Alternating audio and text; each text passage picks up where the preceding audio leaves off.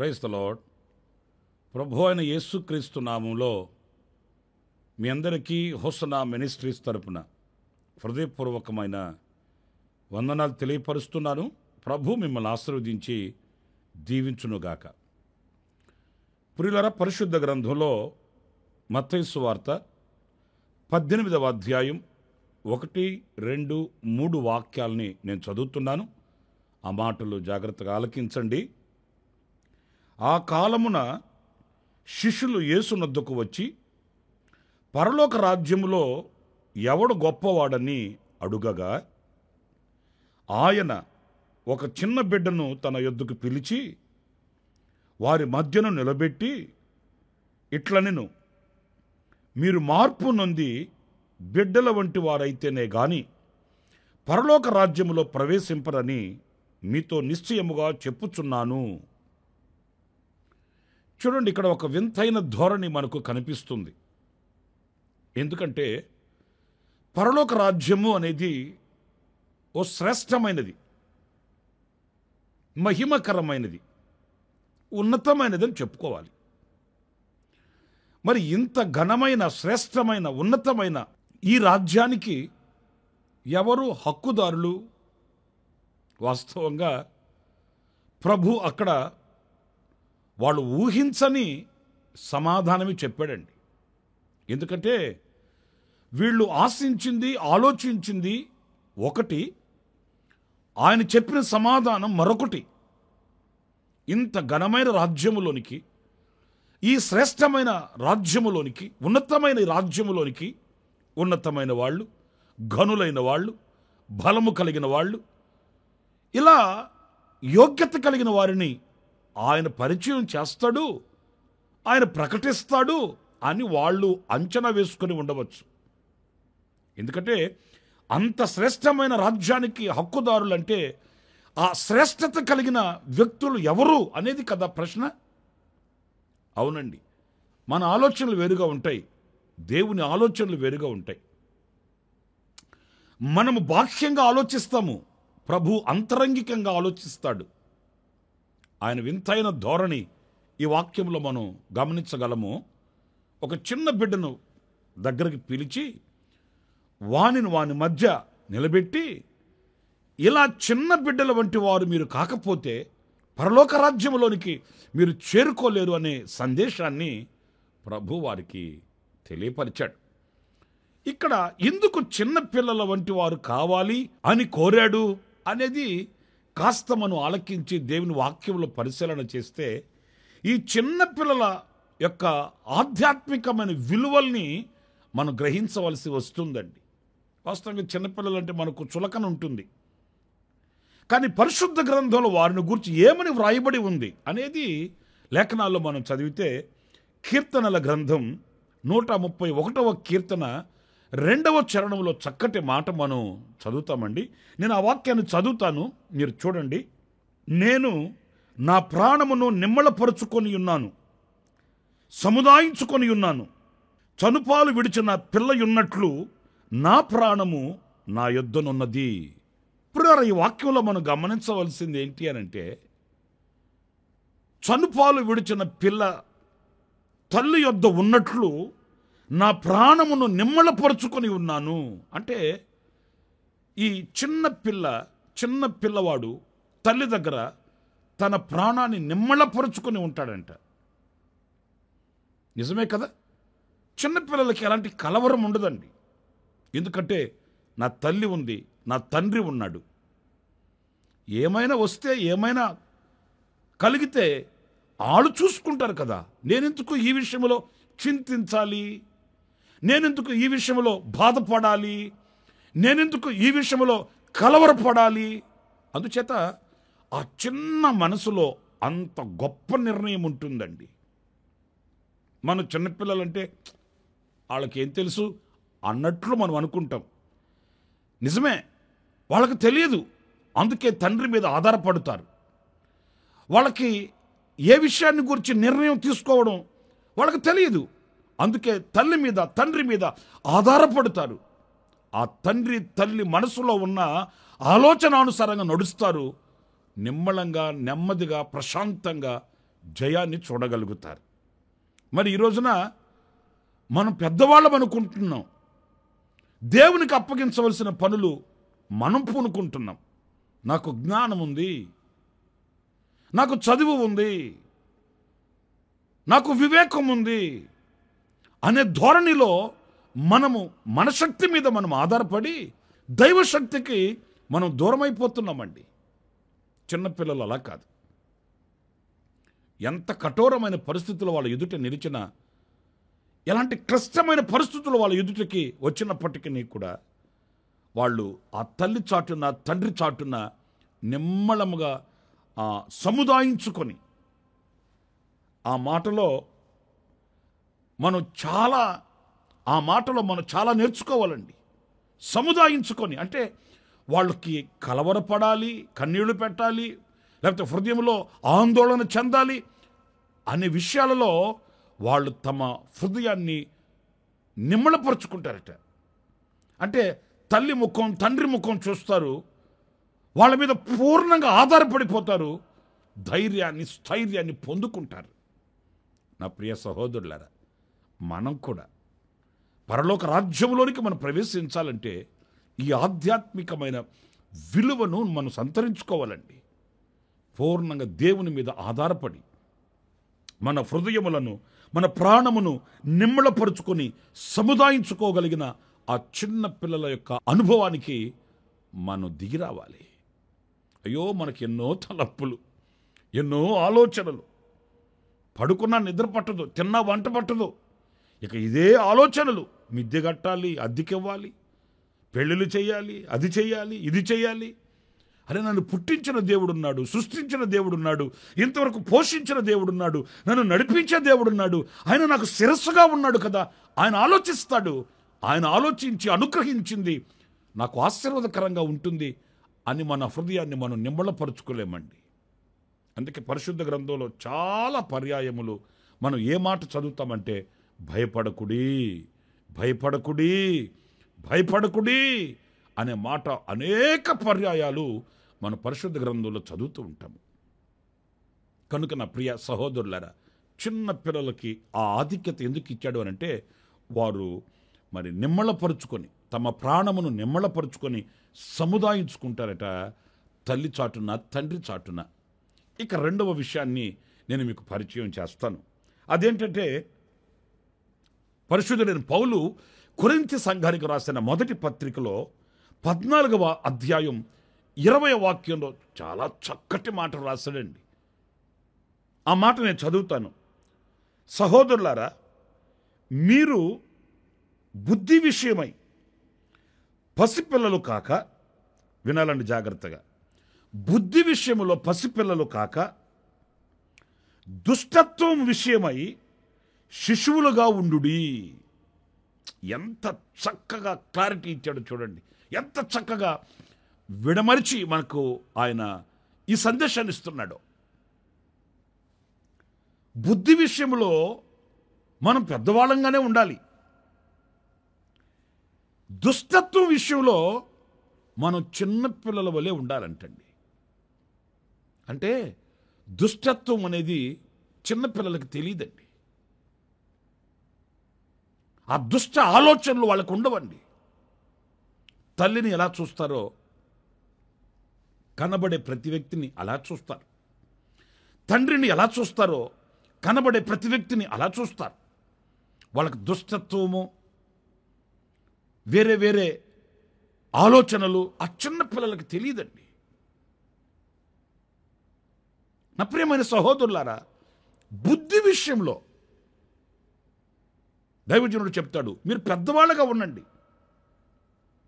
చిన్నపిల్లల్లాగా బుద్ధి విషయంలో ప్రవర్తించకూడదు. దుష్టత్వం విషయంలో చిన్నపిల్లలుగా ఉండాలి, నిష్కాపట్యముగా. చూడండి, చిన్నపిల్లల హృదయాలలో కక్ష, ఈర్ష, ద్వేషం, పగ, కార్పణ్యం, అసూయ, హృదయంలో మత్సరము, ఇలాంటివి ఆ చిన్న పిల్లల హృదయాలలో ఉండవండి.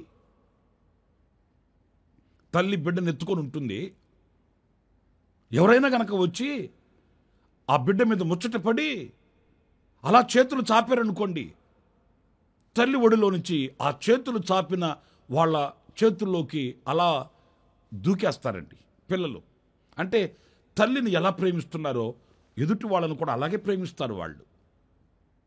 తల్లిని ఏ దృష్టితో చూస్తున్నారో ఆ ఎదుటిగా ప్రేమించే వ్యక్తిని కూడా అదే దృష్టితో చూస్తారండి. ఎంత నిష్కాపట్యమైన మనసు కదా వాళ్ళది, చిన్నపిల్లలది. వీళ్ళు మా వెనకింటి వాళ్ళు, వీళ్ళు ఈ మధ్య స్థలం కొన్నారంట, ఈ మధ్య కారు కూడా కొన్నారట, వీళ్ళని మనం ఒక కన్నేసి చూడాలి, వీళ్ళు మా ముందింటి వాళ్ళు, వీళ్ళకి మాకు కొంచెం గొడవలు ఉన్నాయట, వీళ్ళు మాట్లాడితే పలకరిస్తే మనం పలకకూడదు, ఇలాంటివి ఏమైనా ఉంటాయండి వాళ్ళ మనసులో? ఏమీ ఉండవు. దుష్టత్వ విషయంలో నిష్కాపట్యంగా ఉంటారు వాళ్ళు. ఎవరికి హాని తలపెట్టరు, ఎవరికి కీడు చేయరు.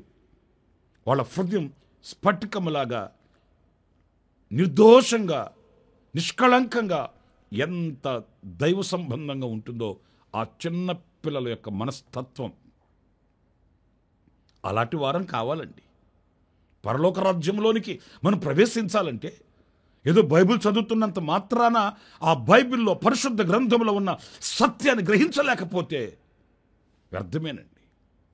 చేతిలో బైబిల్ ఉంటుంది కానీ హృదయంలో బైబిల్ ఉండట్లేదు కదా. చేతిలో వాక్యం ఉంటుంది కానీ హృదయంలో వాక్యం ఉండట్లేదు కదా. హృదయంలో ఉండవలసిన ఆ పరిశుద్ధత, హృదయంలో ఉండవలసిన నిష్కాపట్యం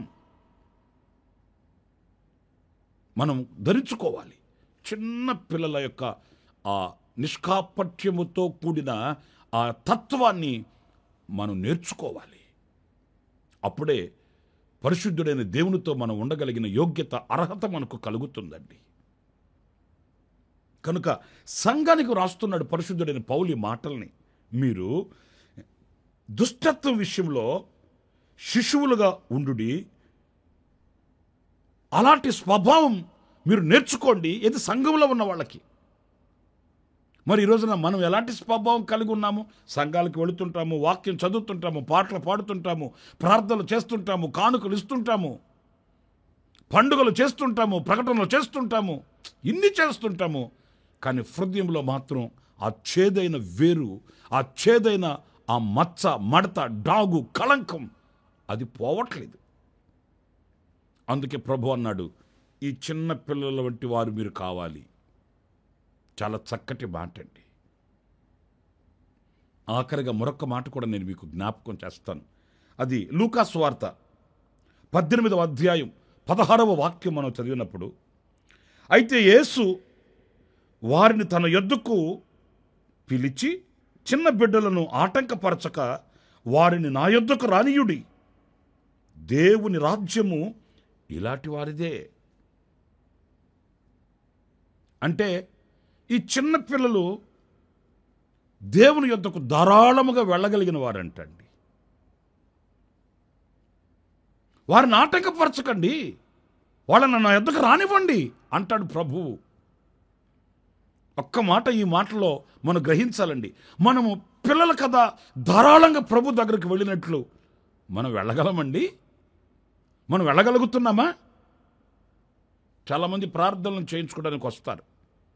ఏమండి పాస్టర్ గారండి, చాలా దుఃఖంలో ఉన్నామండి, చాలా కష్టాల్లో ఉన్నామండి, దయచేసి మా కొరకు మీరు మర్చిపోకుండా ప్రార్థన చేయండి, అలా విన్నపించుకుంటుంటారు.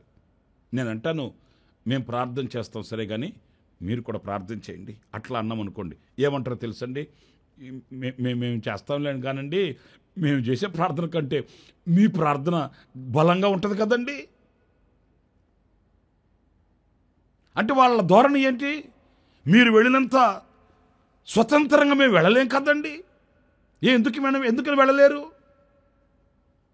వాళ్ళ మనసాక్షి వాళ్ళని నేరారోపణ చేస్తుంది.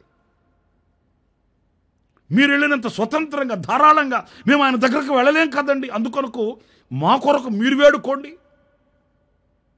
చూసారండి, ఎందుకు చిన్న పిల్లల వంటి వారు మీరు కావాలి అని అన్నాడంటే, వాళ్ళు ఎలాంటి ఆటంకం లేకుండా ధారాళంగా నా దగ్గరికి ఎలాగైతే రాగలుగుతారో అలా మీరు రాగలగాలి. అంత మంచి మనసాక్షి మీకు ఉండాలి.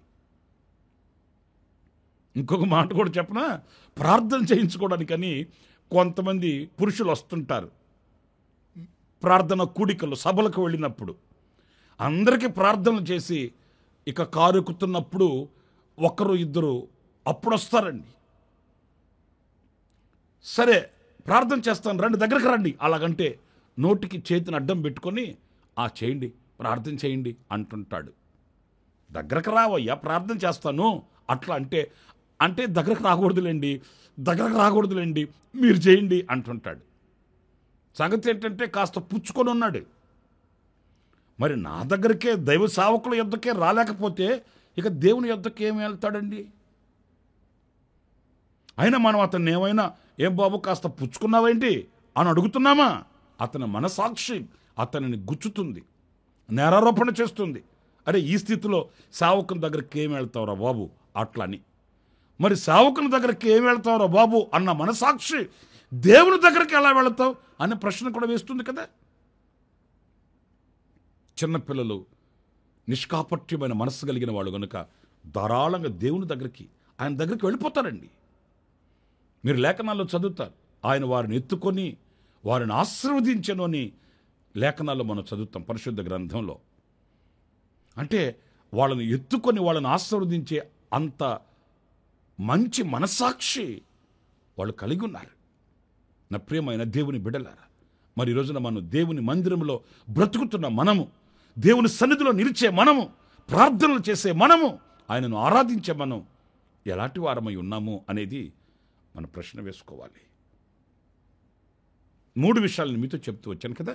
1, వాళ్ళు తమ ప్రాణాన్ని నిమ్మళపరుచుకుంటారట, ఎలాంటి కలవరం వాళ్ళకు ఉండదట. 2, వాళ్ళు దుష్టత్వం విషయంలో నిరపరాధులుగా ఉంటారట. 3, ధారాళంగా ప్రభు దగ్గరికి వాళ్ళు వెళ్ళగలుగుతారట. అందుకే అలాంటి వాళ్ళు మీరు కావాలని యేసుప్రభు తన శిష్యులకే చెప్పాడండి. ఏది సామాన్యమైన ఒక విశ్వాసికి కాదు, ఆయన శిష్యులకే చెప్పాడు. మరి ఈ రోజున మన పరిస్థితి మనం పరిశీలన చేసుకోవాలి. తలలు వంచండి, ప్రార్థన చేసుకుందాము. కృపా సత్య సంపూర్ణుడ జీవాధిపతి మీకు వందనాలు నాయన. మీ రాజ్యానికి మేము చేరుకోవాలని విశ్వాసపు పయనంలో మేము సాగి వస్తున్నాము. మేము ఆ రాజ్యములు ప్రవేశించుటకు ఎలాంటి వారము కావాలన్నది వాక్యం మమ్మల్ని నిలదీస్తుంది. ఈ వాక్యానికి శిరస్సు వంచి ఇదిగో తీర్మానం చేసుకుంటున్నాము. చిన్న పిల్లల వలె మా ప్రాణములను నిమ్మలపరుచుకొని మీ మీద పూర్ణంగా ఆధారపడిన వ్యక్తిత్వాన్ని మీరు మాకు ప్రసాదించమని వేడుకొనుచున్నాను. నా తండ్రి, దుష్టత్వం విషయంలో ఆ చిన్న పిల్లల వలె నిష్కాపట్యముగా మేము ఉండుటకు సహాయం చేయమని వేడుకొనుచున్నాను. చిన్నపిల్లలు కదా, ధారాళంగా మీ యొద్దకు వచ్చినట్లు మేము కూడా మంచి మనసాక్షి కలిగి ధారాళంగా మీ యొక్క కౌగిల్లో మేము చేరుకోవడానికి, మీ ముఖము చూడడానికి, మీ స్వరము వినడానికి, మీతో సహవాసం చేయడానికి ప్రభువా ఆ మంచి మనసాక్షిని మాకొక్కొక్కరికి మీరు ప్రసాదించి మీ రక్తముతో మమ్మల్ని కడిగి పరిశుద్ధపరిచి మమ్మల్ని పవిత్రులుగా చేయమని నాయనా మేము ఆరాధనలు చేస్తున్నాము, స్తుతి చెల్లిస్తున్నాము, ప్రార్థనలు చేస్తున్నాము. అన్నీ మాకు తెలుసు అని కాకుండా ఆ చిన్న పిల్లల వంటి వారమై మేము నీకు ప్రీతికరంగా ఉండుటకు సహాయం చేయమని మమ్మల్ని ఒక్కొక్కరిని మీ చేతులకు సమర్పించుకుంటూ యేసు ప్రశస్త నామములో ప్రార్థన చేసి వేడుకొనుచున్నాను తండ్రి. Amen, amen. ప్రభు మిమ్మల్ని ఆశీర్వదించి దీవించునుగాక. ఈ దినమంతా విశేషమైన కృప నా దేవుడు సమృద్ధిగా మీకు అనుగ్రహించునుగాక. ఆమెన్. ప్రతి దినము ఈ అనుదిన కృపాను సందేశాల కొరకు ఇంకా మరిన్ని ఆత్మ సంబంధమైన సందేశాల కొరకు ఈ మా యూట్యూబ్ ఛానల్ ని సబ్స్క్రైబ్ చేసుకోండి. Pastor Ramesh open ministries.